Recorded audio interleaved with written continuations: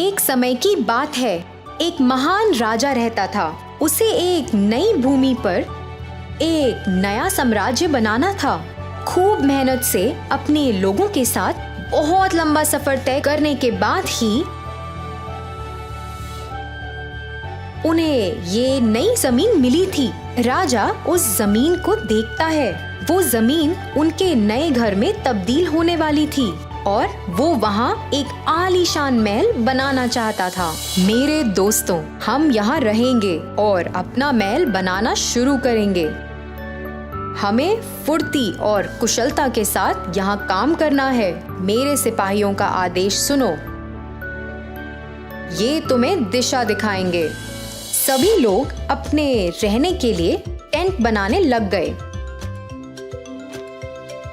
राजा के सिपाहियों ने राजा के लिए टेंट लगाया जिसमें वो बैठ सके। फिर उसने अपने खास सिपाही को बुलाया। सिपाही, मुझे ये महल जल्दी बनाना है। हमें फुर्तीले कर्मचारी चाहिए। हमारी इस नई जमीन के पास पानी नहीं है।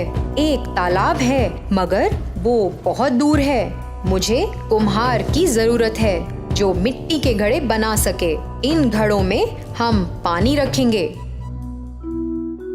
मेरे राजा, ये तो बहुत कठिन है और इस पूरे राज्य में बस एक ही कुम्हार है जो मिट्टी के घड़े बना सकता है।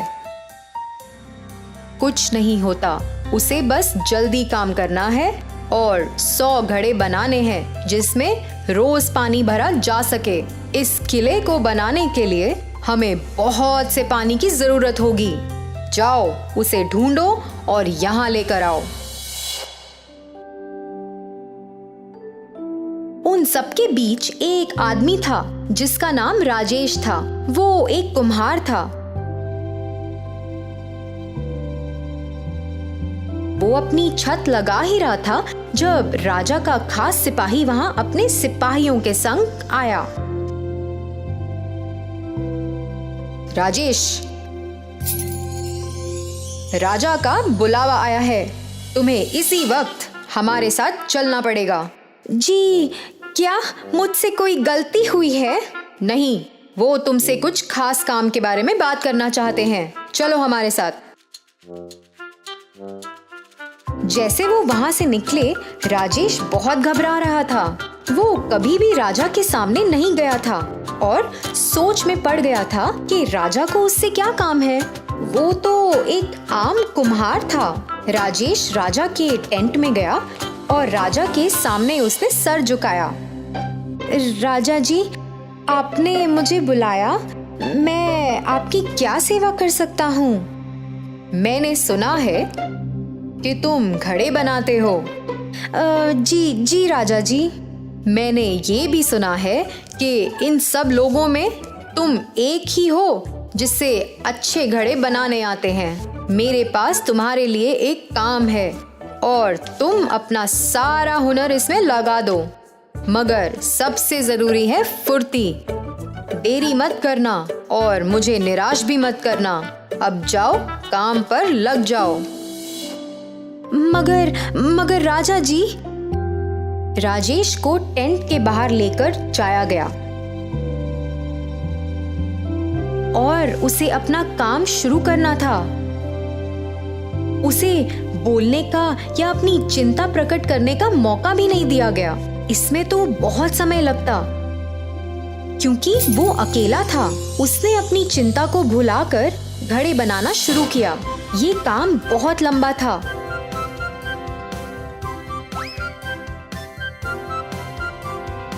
और बहुत समय भी लेता था।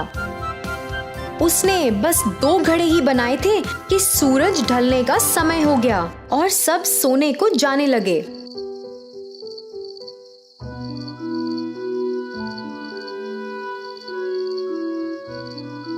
अगले दिन जैसे ही सुबह हुई, वो खास सिपाही राजेश के टेंट में गया। राजेश, जल्दी उठो।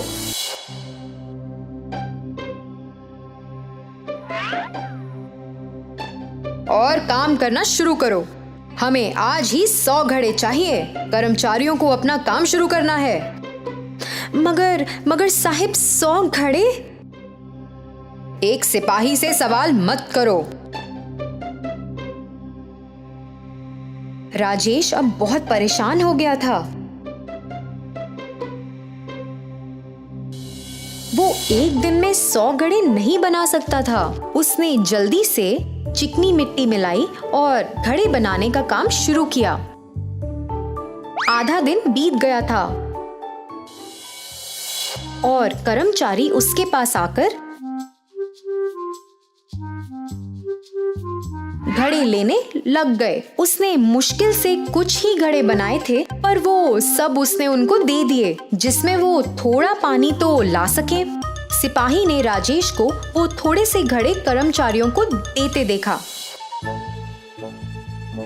अगर तुमने फुर्ती नहीं दिखाई तो तुम मुसीबत में पड़ जाओगे। राजा ने तुम्हें हुक्म दिया है और तुमने अगर इसका पालन नहीं किया तो मैं स्वयं तुम्हें राजा के पास लेकर जाऊंगा। राजेश काम कर ही रहा था और सिपाही के वहां से जाने के बाद राजेश इतना गुस्सा हो गया कि उसने लाठी से बनाए हुए सभी घड़ों को स्वयं तोड़ने लगा। मुझे इन घड़ों से नफरत है। मैं 100 के 100 घड़े तोड़ दूंगा। राजा पास ही की एक पहाड़ी पर खड़ा था। वो सभी लोगों को देख रहा था और सोच रहा था कि उसका नया किला कैसा होगा। एक ही चीज खराब थी कि पानी का ठिकाना वहां से बहुत दूर था और राजा इस बात से बहुत परेशान था। उसने गुस्से से अपने नौकर को बुलाया। उस कुम्हार का क्या हुआ? वो इतना धीरे क्यों काम कर रहा है?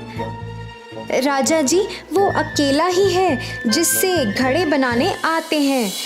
वो अकेले ही 100 घड़े बनाने की कोशिश कर रहा है, जिससे अपने कर्मचारी किला बनाना शुरू करें। उसके बिना कुछ काम नहीं हो पाएगा। आपके कर्मचारी तो उस तालाब से पानी भी नहीं ला पाएंगे। वो सुबह नहा भी नहीं सकते, खाना बनाकर खा भी नहीं सकते। यहाँ तक कि लोग अपने बच्चों का ख्याल कैसे रख पाएंगे? किले का तो छोड़िए राजा जी, पानी के बिना जीना भी मुश्किल है। राजा ने अपने नौकर की बात पर गौर फरमाया। उसने बाहर आसमान की ओर देखा और सोचा, हाँ, ये तो सच बोल रहा है। ऐसे तो कुछ नहीं हो पाएगा उस कुमार के बिना। वो तो इस राज्य के लिए सबसे जरूरी है। अगर उसने घड़े बनाना छोड़ दिया तो यहाँ सारा काम रुक जाएगा। देखो, तुम मुझे इसी वक्त उस कुम्हार के पास लेकर चलो। राजा उस कुम्हार के पास गया जो घड़े बना बना के पागल हो गया था। वो सभी घड़े बहुत कमजोर और सही आकार के भी नहीं थे, क्योंकि वो बहुत फुर्ती से बना रहा था। कुम्हार, अभी अपना सारा काम छोड़ो और यहाँ आओ। तुम्हारा नाम क्या है? राजेश जी। राजा जी, राजेश। मुझे पता चला कि तुम्हारा काम बहुत कठिन है।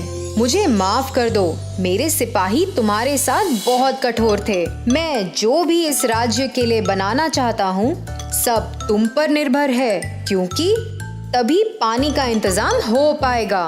राजा जी, मैंने बहुत कोशिश की, मगर अकेले मैं नहीं कर सकता। मैंने आपके सिपाहियों को समझाने की बहुत कोशिश की, मगर असफल हुआ। परेशान होकर तो मैंने स्वयं अपने घड़ों को तोड़ भी दिया था। क्या मैं कुछ बोल सकता हूँ? हाँ, कहो। मुझे 50 आदमी दीजिए, मैं उन्हें स्वयं घड़े बनाने सिखाऊंगा। आपका किला झट बन जाएगा और हमारे पास काफी पानी भी होगा। ये घड़े बनाना बहुत जरूरी है।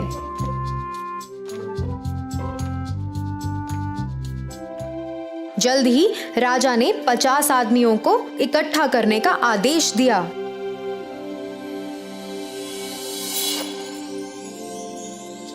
हफ्ते बीत गए और राजेश ने 100 घड़े उन 50 लोगों की सहायता से बना दिए और किले का काम भी शुरू हो गया था और काम बहुत फुर्ती से हो रहा था। राजा राजेश से बहुत खुश थे। आखिरकार किला बन चुका था और फिर सभी लोग अपने नए घर में रहने लगे। फिर एक दिन राजा ने राजेश को अपने दीवाने खास में बुलाया। राजेश, मैंने तुम्हारा शुक्रिया अदा करने के लिए तुम्हें यहाँ बुलाया है। मैंने तुम्हें और तुम्हारे काम को बहुत ही आम समझा था। तुम्हारे इस काम के लिए मैं तुम्हें इनाम में सोने के सिक्के देना चाहता हूँ। शुक्रिया जी, शुक्रिया राजा जी। मैं ऐसे ही आपके लिए जी जान से काम करता रहूंगा।